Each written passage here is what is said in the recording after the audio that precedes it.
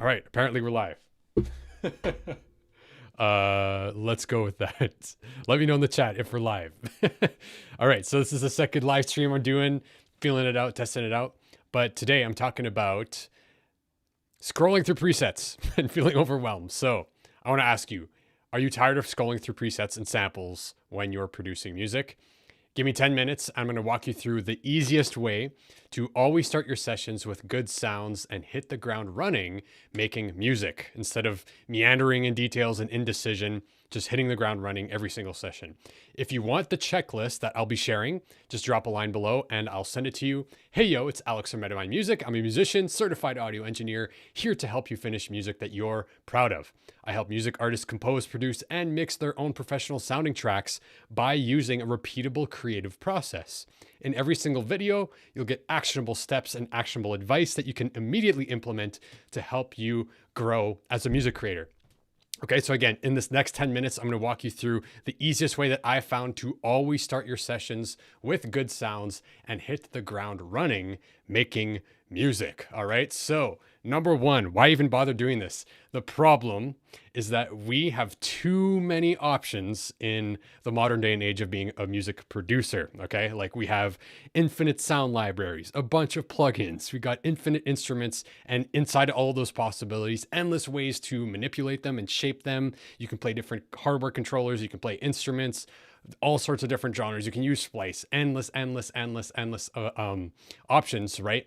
And again, this is actually a problem because contrary to popular belief, a lot of people think that the more options you have, the more creative that you will be, right? But it's actually the opposite that is true, where once you have limitations, okay, that actually forces you to be more creative, right? If you think about it, it makes sense because let's say somebody only had a handful of tools, 4 or 5 tools, versus somebody with 1,000 who actually has to be more creative to make music and to finish an awesome sounding finished track and finalized product with their tools. Well, it's a person with less tools has to be more creative.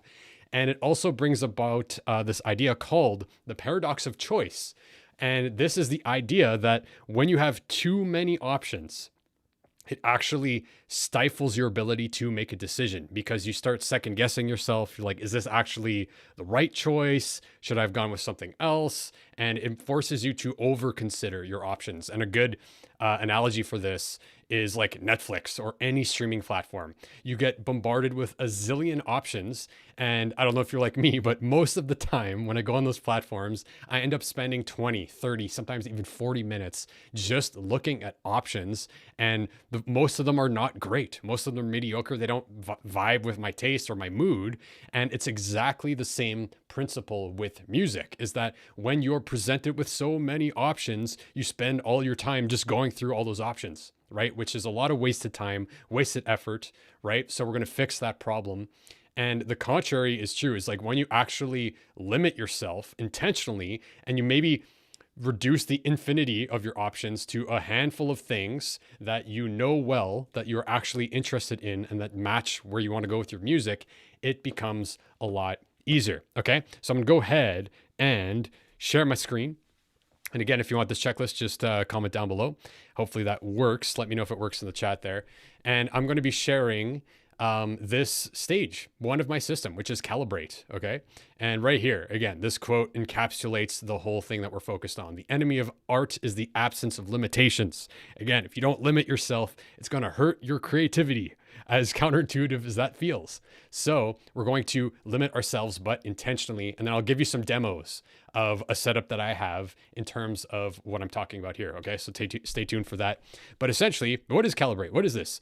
We want to visualize the musical direction and set creative constraints right from the beginning, okay? And it's getting the band together, getting all of your members of your band, but in this case, it's instruments that you will be playing with, the sounds you'll be playing with for a music project, whether it be an album, an EP, or just one track, right? To really limit those options, right? So again, before delving into music creation, it's crucial to decide on your creative direction, and the single decision, okay, becomes the frame for all of your future decisions, even if it evolves and changes over time. Okay, so once you make, like, I'm going to make experimental rock mixed with psy-dub at this BPM, whatever, okay, that set of constraints, even if it changes, will help you make decisions, right? Which makes things quicker and less cognitive load on our brains, right? And again, exceptional proficiency with very few tools surpasses mediocrity with many. Okay. So creativity thrives within those constraints and also prevents you from this decision fatigue, because if you pre-make decisions, right, it's actually going to help you get more creative. And when you open your session, open your DAW, you're going to get into making music right away. And again, if you limit your options and you get familiar with those tools and you go deeper than the average, the surface level understanding to deeper understanding, then you become proficiency, you get some sense of mastery, and that's where you can start to find your own way of doing things, your own sound, your own unique way of doing things. And like for me, I've been playing guitar for like 15 years. I've been playing in bands. I play in a prog rock, progressive, psychedelic hard rock band, and I've gotten proficiency with that instrument. So it's very easy for me to express myself through that instrument. And that's what we're aiming for. And chances are you're already very strong with something if you've been doing this for a while. And if not, this will set the stage to help you find those things. And it makes sense to leverage the things that you are already familiar with in terms of expressing yourself creatively through right off the beginning, right? And use that and leverage it. Okay, so in this stage, again, we're setting these intentional constraints into 4 specific instruments: rhythm, bass, melody, and harmony. Because if you think about it, 99.9% of music out there can be broken down into those categories, right? There's going to be a rhythmic element, something's playing the bass, something's playing a melody, something's playing some chords. And even if you're like doing something super experimental, you can change this and make it work for you, right? And then again, we want to align this instrument selection with the way that we want to go, and even consider like what you're using. Are you using a push controller or a typical MIDI keyboard, or do you prefer pads, or are you going to use like a hardware synth that you're going to use all the controls there, or do you use a guitar, right? Whatever makes sense for you, but you want to consider it because that's going to affect how you play it and set you up for the next stage. Okay. And then we want to design these things to be expressive and playable, which I will show you in just a sec.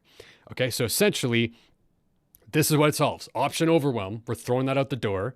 We're removing wasted time, starting from scratch every single time. You're going to have a setup and a template that you can start from, and you can continue to evolve this, and you can make multiple templates as you go. But it's a starting point that's so helpful. And then finally, it helps you with inefficient sound selection, right? Sometimes some presets and some sounds just suck, to be honest, right? And there's no point in trying to sift through a bunch of subpar sounds. And also by designing them, you're going to find sounds that work well together naturally.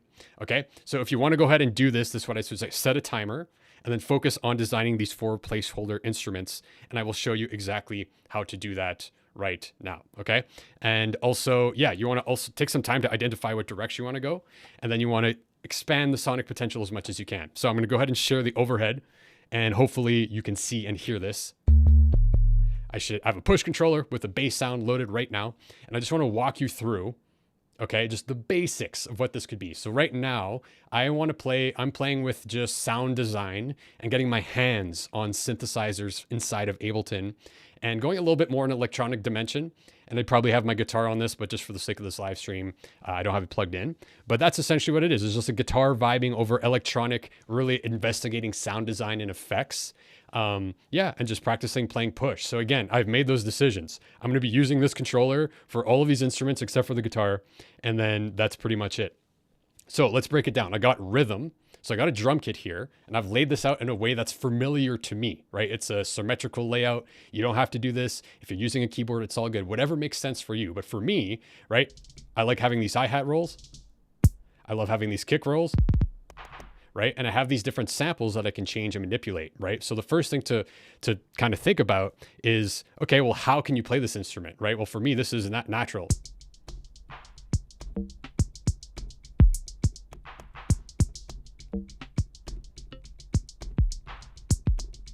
Right? I can really vibe with this. I've grown accustomed to this, right?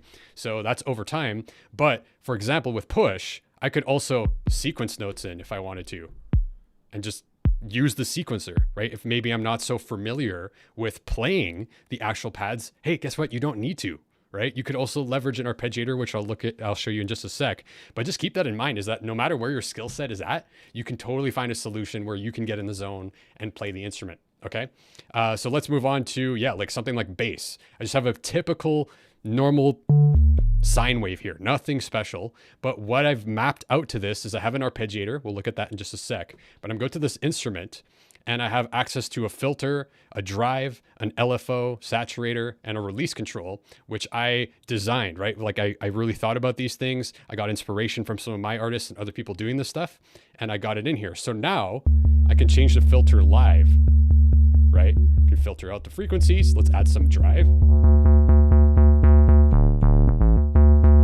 Right? Maybe we want to add some saturation. And maybe we want a longer release time so that the note hangs around longer.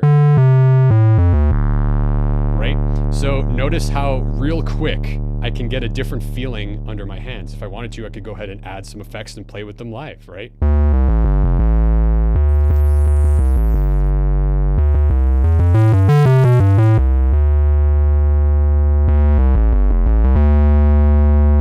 Here and really quick, that's where I wanted to go. I want to get real hands dirty in the sound design really quick. Now, maybe we want to play with an arpeggiator, right? So we could go ahead and maybe turn it on. Right? Get pretty crazy out here. Maybe turn down the rate.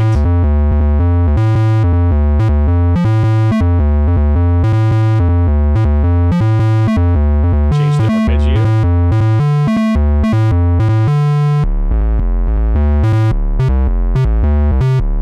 Start to see that you can get things going very quickly depending on how you set these things up. Okay, the last thing I want to show you is I have a lead instrument. Very simple, just like a basic sine wave, but look at how quick this type of thing can transform once you've mapped out some kind of expressive control. Well, first of all, I can change the sound.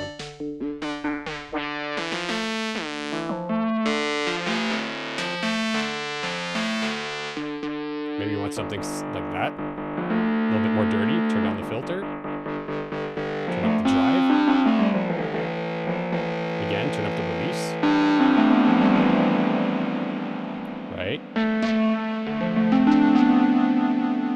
So notice how you can get vibey right away. It's kind of conducive to flow, which is the whole point. And now if we go to the effects, right? Well, let's go ahead and add some crazy effects to this.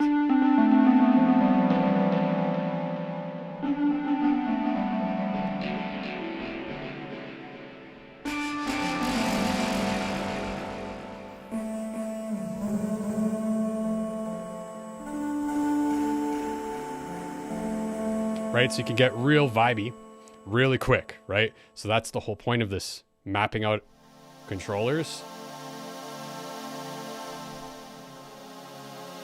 where you can play these instruments intuitively, right? Have the controls mapped out, and over time you'll develop your own way of doing this, okay? But I just want to give you a quick demo of what this could look like. This is one example of a zillion different things you could do, but all that said is, hey, that's step one. So I just want to share that with you, because once you have a few different templates calibrated like this, and you have maybe, 1, 2, 3 different templates for whatever musical direction you want to go in right now, then you could boom, pop it open and instantly get into flow. You don't have to worry about finding sounds and finding presets, and just get instantly into creating music, which is subsequently the first stage of this whole process. And from there, very easy to get volume out of you and then find awesome stuff in there. Then you can think about expanding and getting more sounds, more layers, but it makes more sense to do that later once you already have something a little bit more worked out, like some musical idea that has some structure or potential that you want to develop further.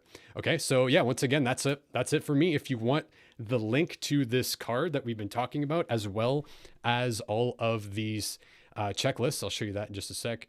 If you go over here, each of these cards in this system has a step-by-step checklist on how to set something like this up. So if we just open the melodic instrument card here, all of your step-by-step actions are here. Is visualize your music, set your timer, identify your influences, how to design your instruments, map out your controllers. So it's all right here in this system. So if you want access to this card, just go ahead and drop a line below. Happy to share it with you. And with that said, I will leave you and love you, and see you on the next stream.